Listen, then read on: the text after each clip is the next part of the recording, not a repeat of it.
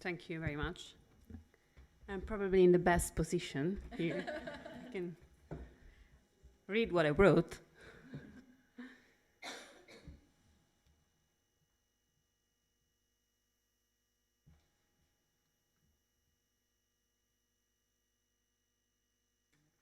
Yes. There's space.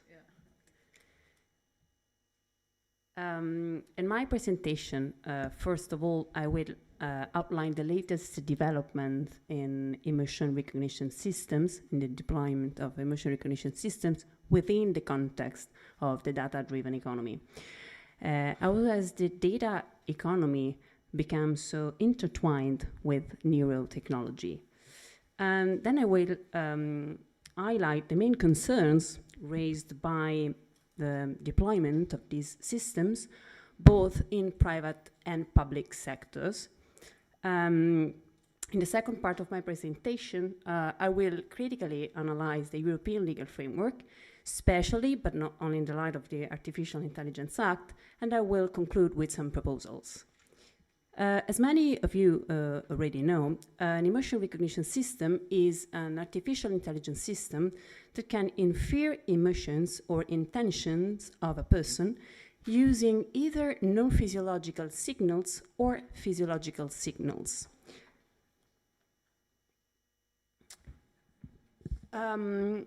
Generally speaking, potential uses of emotion recognition systems cover a wide range of applications, from customer behavior analysis to crime detection.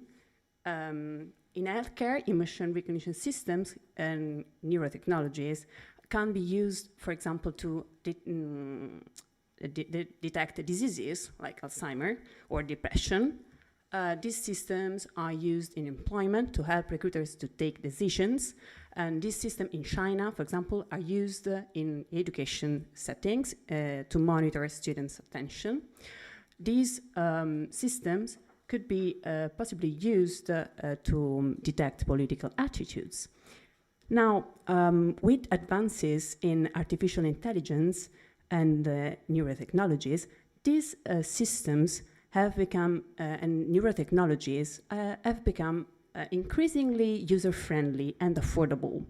So technologies that once were confined to hospitals and universities are now affordable and marketed for public consumption. So neurotechnologies are proliferating beyond medical settings into public marketplace. And the point is this, wearable, non-invasive devices allow for the collection of a big amount of neural data beyond laboratory settings. So in the context of neurocapitalism, human vulnerability arises especially from the commodification of brain data, the convergence of neurotechnology with AI, from brain manipulation. A 60-year-old patient, after deep brain stimulation, displayed a distinct preference for the music of Johnny Cash. Neurotechnologies can change the brain in unpredictable ways. Not only neurotechnologies can alter brain activity, but allow for the exploitation of a huge amount of information that the individuals didn't even know existed. So emotion recognition systems pretend to access and to reveal the unconscious. So emotion recognition systems are a source of power imbalance, which could possibly allow for unlimited exploitation. And power imbalance is at the core of human vulnerability. The possible several uses of emotion recognition systems raise several issues. Some of the biggest issues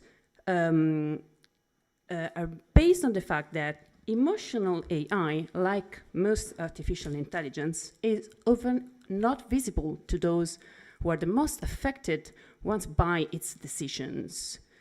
But transparency alone is not a sufficient condition to hold the algorithmic outcomes accountable. I mean, even if we had fully visibility of how algorithms work in this field, how would we know whether algorithms work accurately in interpreting an emotional state? I mean, emotions are not universally expressed. One doesn't necessarily smile if he's happy. Researchers of the AI Now Institute at New York University argue this is pseudoscience. But probably the black boxedness of these technologies corresponds to that of the emotions that these systems pretend to detect and to measure. But let's leave to one side the point that this is pseudoscience. In order to improve the accuracy of emotion detection, we should arguably gather more signals, and this would result in additional harms from a privacy perspective. There are also evidences of the fact that emotion recognition can amplify both race and gender disparities, because recent studies show that emotional analysis technology assigns more negative emotions to black men's faces rather than white men's faces. And big concerns are related to the use of emotion recognition systems for the purpose of manipulating and controlling not only economical choices, but also political behaviors. So emotion recognition systems threaten agency, but also because emotional surveillance may cause a chilling effect on behaviors. But the most serious issues concern privacy and neural data protection.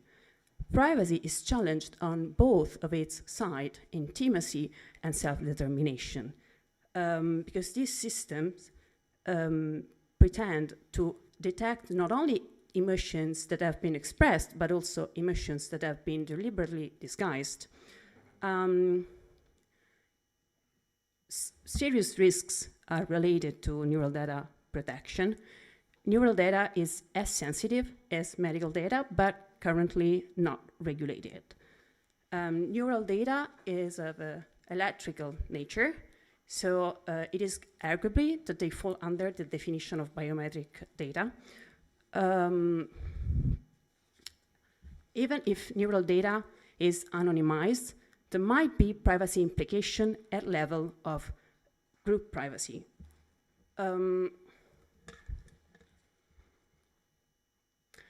The issues and the threats posed by emotion recognition systems could be addressed within the European legal framework, referring to several provisions contained in the GDPR, the directive that shields consumers from unfair commercial practices. Unfortunately, due to time constraints, I can't examine these intersections, but I would be glad to do that if it is possible later with you.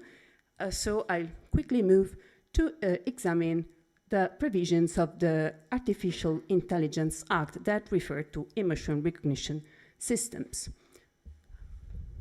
It is interesting to observe that the Artificial Intelligence Act, of course, contains a definition and prohibits, under Article 5, the placing on the market, the putting into service for this specific purpose, or the use of emotional AI in the areas of workplace and in education settings.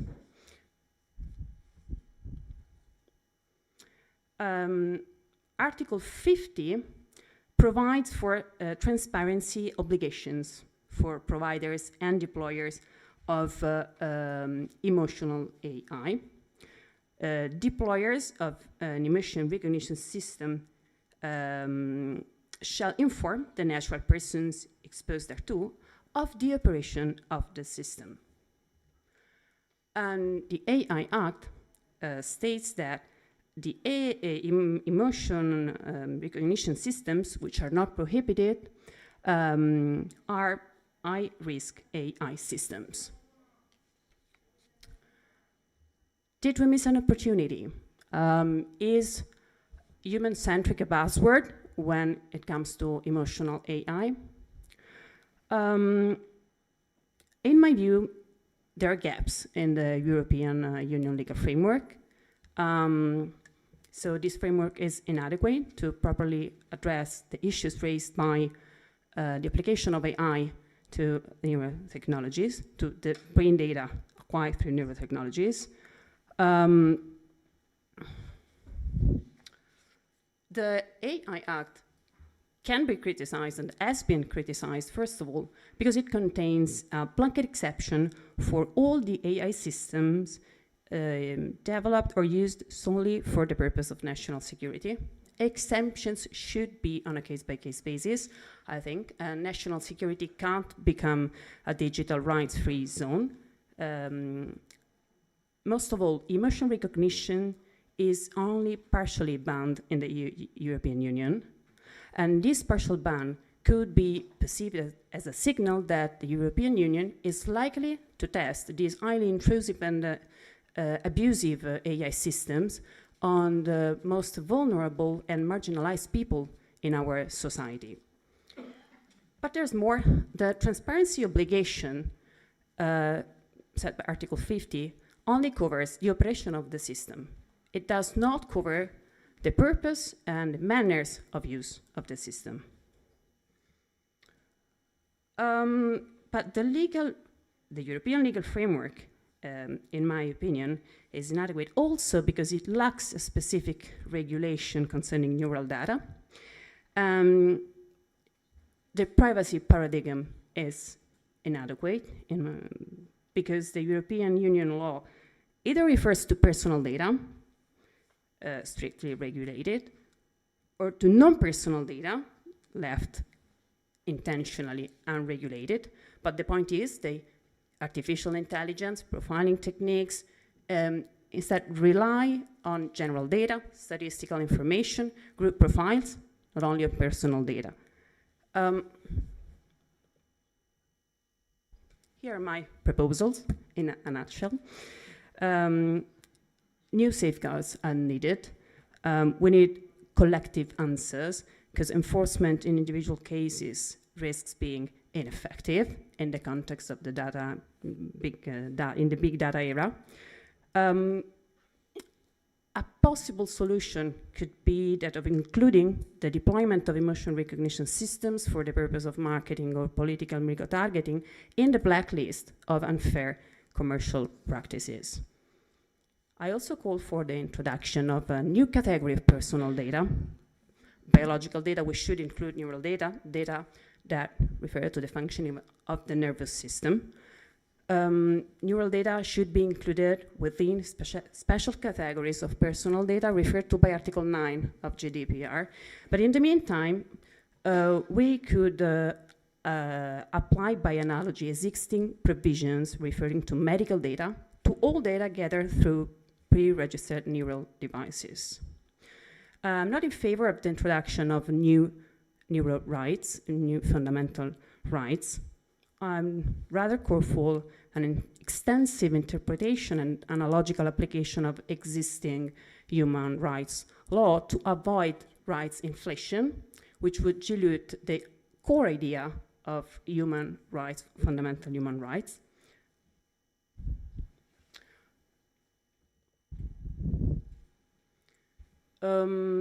We could consider the idea of turning to the quality of life doctrine of the European Court of Human Rights in order to fill in some of the gaps of the current privacy paradigm.